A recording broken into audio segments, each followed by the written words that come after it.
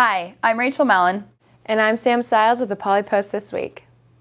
Homecoming and Family Weekend started off scorching hot Friday night with the Fire and Ice Pep Rally, which included ice skating throughout the night and ended with a bonfire that blazed on and kept the spirit alive and burning. The main attraction throughout the night was an ice rink that allowed students to test if they could have made it to Sochi for the Winter Olympics. The pep rally riled up the crowd as the band performed and the cheerleaders and Bronquettes put on quite a performance. To read more about the events at Homecoming Weekend, check out Sierra Trujillo's story in this week's paper. On Tuesday evening, with 400 students, faculty, and other guests in attendance, the College of Business Administration held a leadership forum at the University Theater.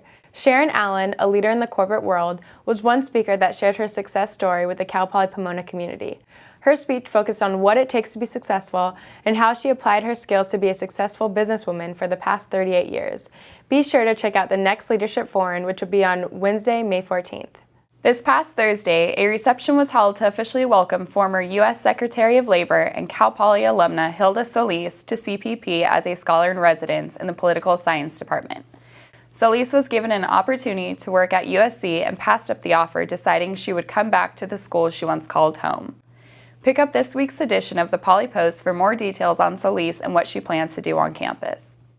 On Sunday, the Office of Student Life and Cultural Centers held a fundraiser to donate to St. Jude Children's Research Hospital. With a variety of activities at the celebratory event, the Up Till Dawn fundraiser event raised $42,000 in donations by the end of the night. This was double the amount of last year. Cal Poly has its very own Cancer Awareness Club here on campus.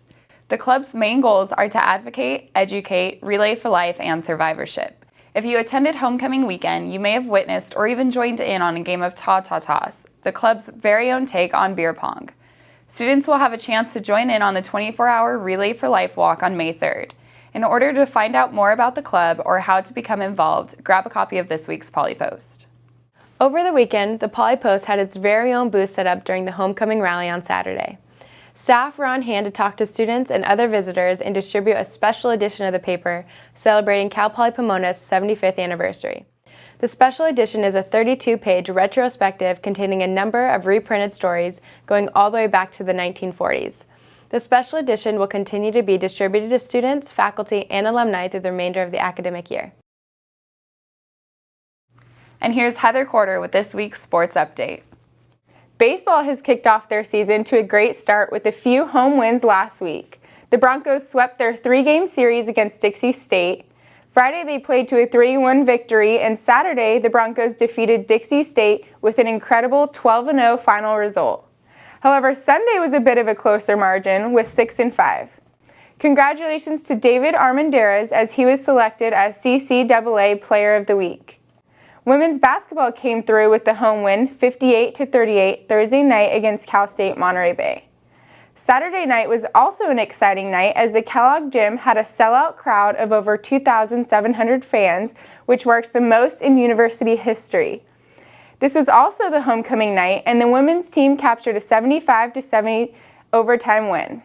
Congratulations to Jada Blackwell as she was selected as CCAA Player of the Week for the 3rd time.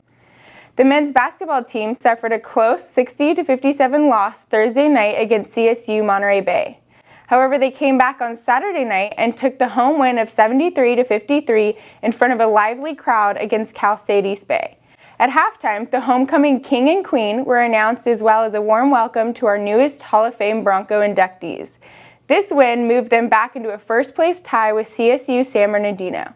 And that's it for Bronco Sports. I'm Heather Corder. I'm Sam Stiles. And I'm Rachel Mellon. We'll see you next time.